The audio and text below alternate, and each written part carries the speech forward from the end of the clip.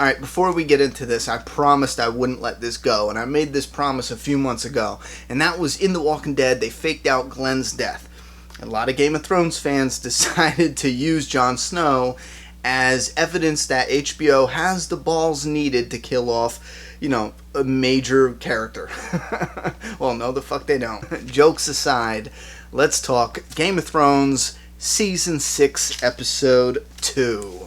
Alright, first thing I want to talk about is HBO Now. You guys know, well, you know what, let's make this quick. HBO Now is a service where if you just have internet, you can watch Game of Thrones. And I made a video about it, go check out that video. You can watch the old episodes, new episodes, and what's cool, and the reason I'm talking about this again, is when I was watching Fear the Walking Dead around like 9:20, I opened my phone, clicked on Game of Thrones, and the new episode was already up and available for me to watch. I'm saying this because a lot of fans said you have to wait 24 hours. You don't. It's almost instant. I think it is instant. If you wait 20 minutes, I'll check next week because I think Game of Thrones comes on at 9 o'clock, right? So it was on my phone around 9:20. Anyway, moving right along, we start this episode with Bran, and I'm not real big on flashbacks unless there's a certain purpose. I like the way this flashback played out. And I think it's even cooler because I did not like Bran's storyline previously or the magic stuff. You guys already know this, but I really like this flashback. And I like how he saw Hodor talking, and I really hope they do another flashback and show us what happened and why he doesn't talk now. Moving along, we got Davos talking about how he's not much of a fighter and apologies for what they're about to see. In the previews, I know a lot of people, myself included, we thought that had something to do with Jon Snow, and I think if you watch it in its entirety now, it's fucking hilarious because, in my opinion, when I watched it, to me it made it seem like he was apologizing for them seeing him be a bad fighter. I thought that was hilarious. And also Big Red, when the wildlings stormed into Castle Black. First off, the giant takes that guy, he gets shot in the neck. It was like a toothpick to him, it didn't do shit. But he rips that guy off the tower there and he just smacks him on the wall, throws him in the dirt. I think that was the best. Anyway, what is it? The asshole that had Jon Snow stabbed. Holy crap. I know his name. Anyway, Dick Face. He tells the other guy, he's like, yo, for thousands of years we've been fighting wildlings off or whatever. And Big Red steps up and he's like, yeah, until you. That was like the biggest diss you could have ever given to that guy because he's a prick. I don't like that guy. I like Big Red though. I like him. The wildlings are pretty cool too. Let's talk about Cersei's. I love this scene. I fucking love this scene. And I didn't even get it the first time I watched it. I felt like such a dunce, Some of this stuff with Game of Thrones, you gotta understand. Some of it, I'll make the scene feel like it's overcomplicated. I'll be like, well, a lot you're not gonna understand because you don't know the book or you haven't watched the other seasons. I watched every single episode just once. I haven't gone back, and I think this episode was the only one I watched a second time. But anyway, so what happens is you get Cersei's. Tommen tells her not to leave, and he keeps her locked up basically in a Red Keep, and she's like, okay, she stays there. And then you get Jaime, and I think this is refreshing because the little shitbag, that little religious monk fucker, he comes and antagonizes Jaime, and then he has like a whole goon of squad monk fuckers, and I thought that was pretty convenient. I'm like, okay, that's pretty convenient. You got your little gang of fuckwads with you.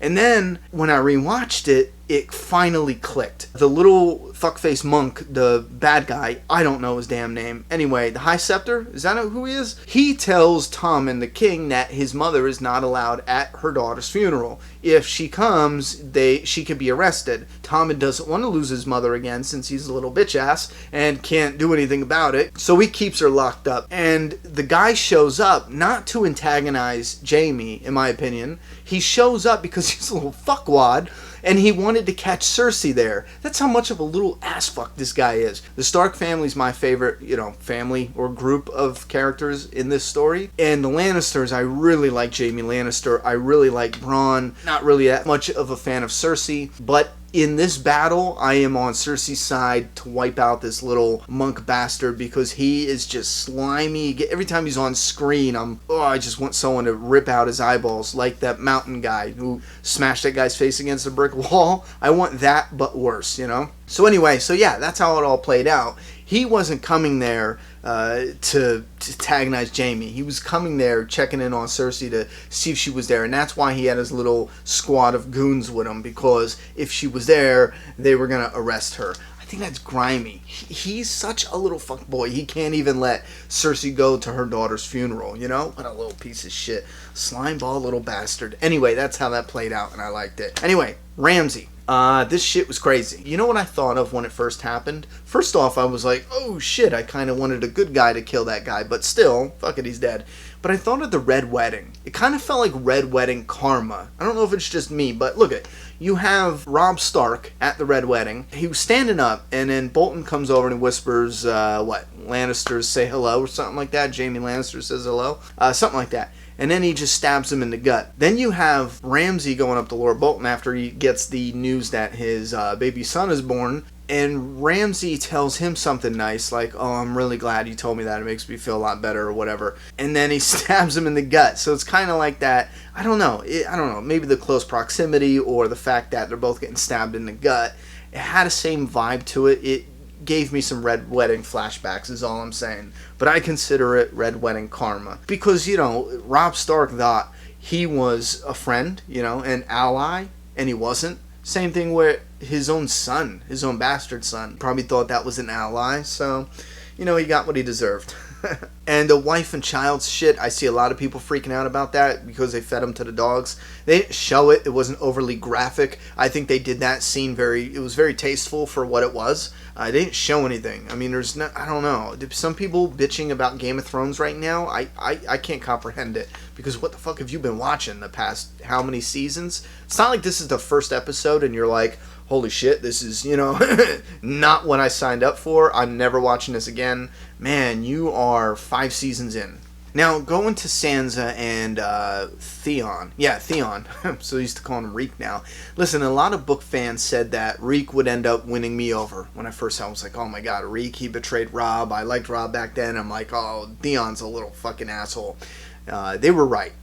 I really like Reek, especially Theon, especially what he was put through, but not just that. If it was just the torture, I'd be like, ooh, that's pretty harsh, but you're a disloyal asshole, so whatever, fuck it. But helping Sansa the way he did, he won me over in that aspect. But then for him to want to go home, I don't know if I like that vibe. I kind of want him to stay with Sansa. I mean, I like that. Now, here's the thing. If he goes home or wherever he's going to, if he always keeps, a loyalty to Sansa that will never be broken, that's fine. I like that. I love that idea. As a matter of fact, when I was first talking about season 1, one of the elements of this story that I loved so much is the fact that it felt like it was a happy family that had an explosion that scattered the children to the wind. And they were all at their weakest. Their enemy was at their strongest. And throughout the story, the children, in this family, would all grow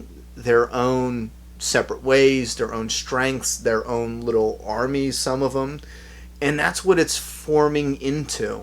And I think it would be epic to see that, to see them unite, and to see them seek revenge or fight back or attack back. I don't know. It's set up too perfectly to not have some kind of, all-out war or fight. And I'm not talking about just simply, Starks on this side and bad guys, Lannisters or whatever on this side. I'm talking about in their own way. And some of them, all of them, most of them uniting again. There's so much there already set up to emotionally affect the fans in a good way. It's that good reward, that good emotional reward I was talking about in the last review. It's set up so perfect now, I can't see them skipping over that. Even if you want to gut punch them later, give them that reward first. You know what I'm saying? Gut punch them after. It's already set up so perfect. Not to end it, not to be the end of Game of Thrones, but maybe, again, give the fans that emotional reward before we go into some darker times. I think it's set up too perfect to pass up on that. The one thing I do want to talk about is Balon. Is that how you say his name? He's the Ironborn king. Balon and his brother, or at least he calls him a brother. That's cool, but I'm lost as fuck. His brother shows up, knocks him off a bridge. I don't know anything about that. I don't know if I just wasn't paying attention to something, or that's a book thing, but I'm lost. Moving on to the last thing, we have Melisandre bringing Jon Snow back. Now, this is really cool. I kind of a little disappointed we didn't get to see everyone's reaction, but maybe there's still definitely time to get everyone's reaction in the next episode, which would be awesome. But I hear a lot of people saying that it doesn't make sense that Davos and Melisandre would be the ones to bring them back. I disagree with, well, not the Melisandre, but Davos. A lot of people are talking about how Davos is pushing it, that's out of character. I don't agree with that. I get a lot of messages talking about that, and I don't agree with that, because Davos was always the type to support a leader. You know, he was always supporting Stannis, even when he had to not support him in order to support him. When he thought Stannis was losing his shit or being blinded by, you know, this god or Melisandre or whatever. Davos, that's like his role. He follows something. You know, he has something that he believes in. He follows and da-da-da. If you get what I'm saying. And it feels right that he would believe in Jon Snow, that he would want him to come back so he would have another leader to follow, or maybe another leader to lead them into the right way or path or direction. So, in my opinion, it fit in that aspect. Now, him coming alive, you know, is a bit silly, definitely predictable. But like I said in the beginning of this video, Jon Snow is probably one of my most favorite characters in Game of Thrones, so I'm definitely fine with him coming back, even though it was magic, and I'm not that big of a fan of magic. With that said, I liked this episode. I thought it was jam-packed. There was a lot going on. This episode seemed like it was moving, on the move the entire time. I would have to rate this as a mid-great for me. This was definitely a mid-great. I really enjoyed this episode. So give me your thoughts and opinions. What do you think about Game of Thrones Season 6, Episode 2, called Home? Put your thoughts and opinions down in that comment box. I'm done talking. It's your turn.